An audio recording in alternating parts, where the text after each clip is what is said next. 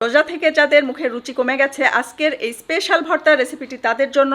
শুধুমাত্র এই একটা ভর্তা যদি থাকে তাহলে আপনার আর কিছুই লাগবে না। গরম ভাত দিয়ে ভর্তা যখন মুখে দিবেন সাথে সাথে মুখের রুচি দ্বিগুণ বেড়ে যাবে। সেই সাথে আপনি গরম গরম ভাত 2 থেকে 3 প্লেট অনায়াসে খেয়ে উঠতে পারবেন। প্রথমে আমি সরিষার তেলে পেঁয়াজ রসুন ভেজে নিয়েছি, তারপর নামানোর আগে কাঁচামরিচ দিয়ে হালকা ভেজে নামিয়ে নিয়েছি।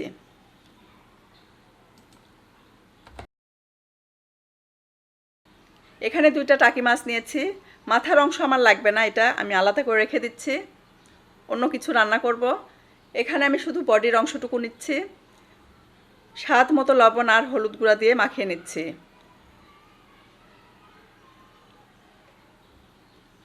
প্যানে সরিষার তেল দিচ্ছি। গরম তেলে মাছ 2টা ছেড়ে দিচ্ছি। উল্টে পাল্টে ভেজে নেব। যখন মোটামুটি ভাজা হবে তখন আমি এভাবে মাছগুলো খুলে নেব, দাঁড়ার অংশের কাঁটাটা ফেলে দেব।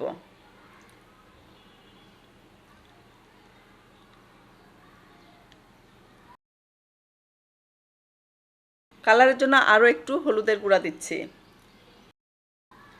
এর ভেতরে আরও একটু সরিষার তেল দিব যাতে করে ভাজাটা সুন্দর হয়। খুব সুন্দর করে মাছ ভেজে নিয়েছি।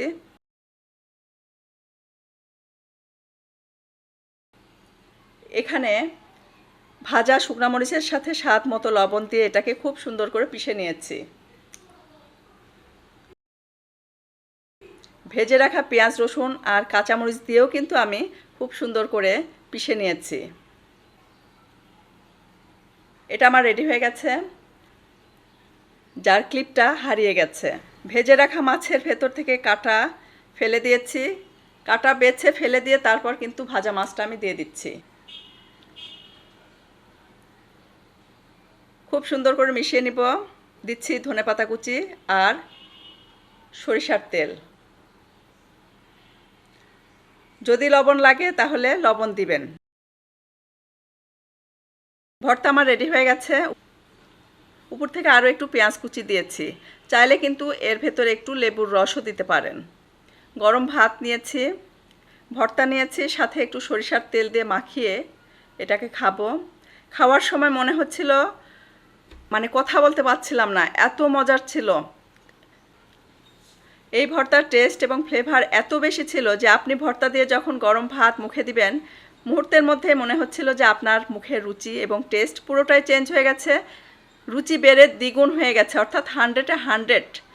এত বেশি টেস্টি, আর মনে হবে যে শুধু খেতেই থাকি। ভিডিওটি ভালো লাগলে অবশ্যই লাইক কমেন্ট আর শেয়ার করবেন। ইনশাআল্লাহ আগামীতে আবারও দেখা হবে নেক্সট কোনো এপিসোডে নতুন কোনো রেসিপি নিয়ে। সে পর্যন্ত সবাই অনেক বেশি ভালো থাকবেন, আমাদের জন্য দোয়া করবেন। আল্লাহ হাফেজ।